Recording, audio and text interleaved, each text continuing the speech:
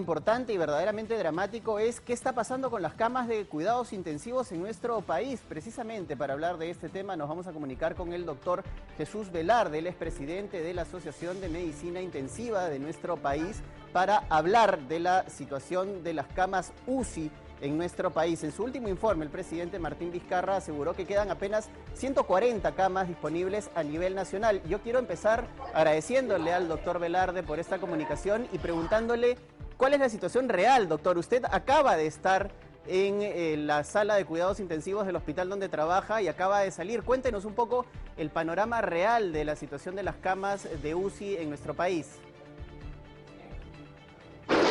¿Qué tal? Buenas tardes. Disculpen, acabo de salir de mi unidad COVID, de la clínica donde laboro, y la verdad, bastante complicado con el manejo, ¿no?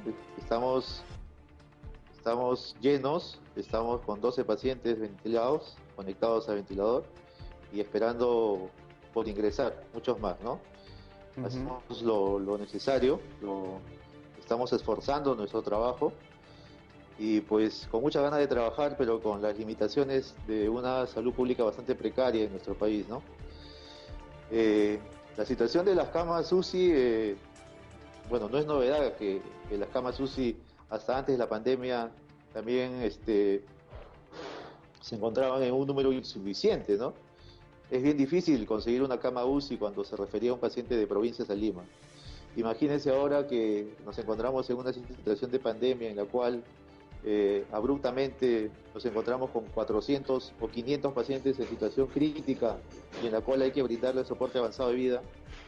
Es difícil conseguir camas UCI, a pesar que el gobierno pues también ha incrementado las camas UCI en un número también importante, pero bueno, todo es insuficiente, ¿no? Porque estamos en una situación de crisis, en una situación de desastre, y trabajamos con lo que podemos, ¿no? Claro, esta situación es particularmente preocupante porque el número total de camas UCI se encuentra, o mejor dicho, se totaliza contando también las las del servicio privado de salud, es decir, la de las clínicas particulares. Con eso se alcanzan cerca de 600 camas, si es que no me equivoco con el número, o 500 y pico, y la verdad es que la situación es verdaderamente dramática, sobre todo teniendo en cuenta que la ola, según lo que ha dicho la Organización Mundial de la Salud, que se viene en los próximos días o semanas, va a ser bastante grande. Nosotros hasta antes de la pandemia teníamos 820 camas UCI a nivel nacional. Ministerio de Salud, ESalud, Fuerzas Armadas, clínicas privadas. Cuando se instala, cuando se hace la planificación de crecimiento UCI posterior a esto, hay un incremento también importante de camas, alrededor de 200 camas adicionales que se dan exclusivamente para pacientes COVID, ¿no? Nosotros se ha hecho el esfuerzo necesario para tratar de incrementar el número de camas y a su vez también desplazar a los pacientes que se encuentran ya en las unidades de cuidado intensivo hasta antes de la pandemia, ¿no? Se han dado de alta a los pacientes, se han incrementado las camas en las unidades, algunos hospitales ya exclusivamente sus UCIs son unidades COVID. Sin embargo, pues nos encontramos en una situación bastante comprometida, bastante delicada, porque eso también es insuficiente. Tener en cuenta que el Ministerio de Salud hizo una proyección de pacientes ventilados antes de la pandemia y que podrían tener 3 escenarios, ¿no? El primer escenario, 400 pacientes ventilados en el rango inferior. El segundo escenario, 1.200 pacientes ventilados, y el más catastrófico de 2.800 pacientes ventilados. Entonces, yo creo que ya estamos entre el primer y segundo escenario, donde los pacientes que requieren ventilación mecánica se han incrementado de manera notable, ¿no? Entonces, cualquier sistema de salud va a colapsar en esa situación, ¿no? Más aún el nuestro, creo que está en una situación bastante precaria hasta antes de la pandemia, ¿no? Claro, ahora, eso me lleva a preguntarle lo siguiente, doctor. El número de intensivistas, porque cuando hablamos de camas UCI no estamos hablando simplemente de las camas, del espacio físico y de los aparatos y los respiradores que se necesitan, sino el número de especialistas que se necesita para atender a un paciente en cuidados intensivos, ¿es suficiente en nuestro país? Se habla de más o menos 2 intensivistas por cama, si es que no me equivoco. No. Nosotros somos actualmente 700 intensivistas a nivel nacional. Y lo que necesitamos para hacer frente a esta pandemia aproximadamente son 1.400 médicos intensivistas, ¿no?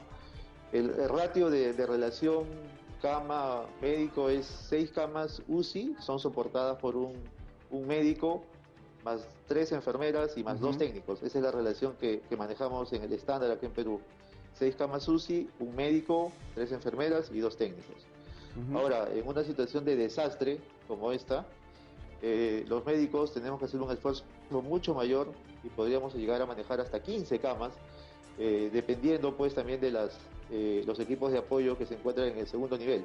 O sea, hacemos una estructura piramidal en la cual el médico intensivista lidera el grupo de 15 camas y en el segundo nivel de apoyo se encontrarían los médicos no especialistas que apoyarían el accionar del médico intensivista, ¿no? Hablamos de cardiólogos, de neumólogos, de médicos anestesiólogos, de emergenciólogos, y eso es lo que nos falta organizar. Tenemos que organizar UCI en situación de desastres y necesitamos pues la voluntad de todos, la disposición de todos los médicos que no son intensivistas para poder apoyar en esta situación muy crítica en la que estamos atravesando. Ahora, yo me permito también preguntarle por esta iniciativa que ha tenido el gobierno de facilitar que médicos extranjeros colaboren con las labores de lucha contra el COVID-19, porque ha habido una polémica ciertamente, ha sido rechazado incluso la propuesta por el Colegio Médico, porque se decía que no necesitaban colegiatura para poder sumarse a los esfuerzos de los médicos en medio de esta lucha contra el COVID. Toda ayuda es bienvenida, pero el que regula digamos, la colegiatura que es el Colegio Médico, ¿no? Y el Colegio Médico, obviamente, todos los médicos peruanos apoyamos las decisiones del Colegio Médico del Perú, ¿no? Estamos respaldando las decisiones de nuestro decano, pero necesitamos también aceleración, ¿no? Que se dé la facilidad del caso si hay algún médico extranjero que venga a apoyar. Bienvenidos la ayuda de todos los médicos que quieran apoyar en esta pandemia.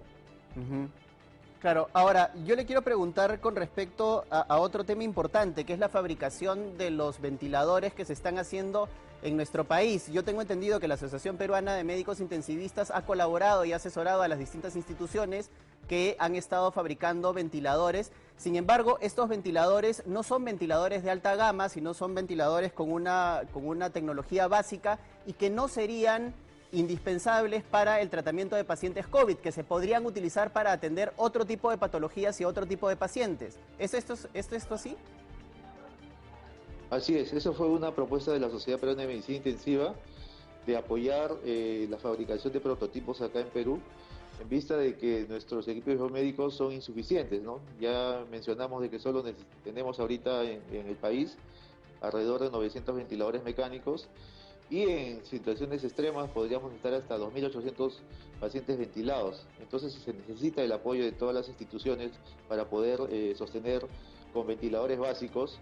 Es cierto que nosotros postulamos la necesidad de que estos ventiladores básicos vayan a ventilar a aquellos pacientes que no tengan patología COVID, ¿no? La patología COVID es una enfermedad pulmonar muy sensible.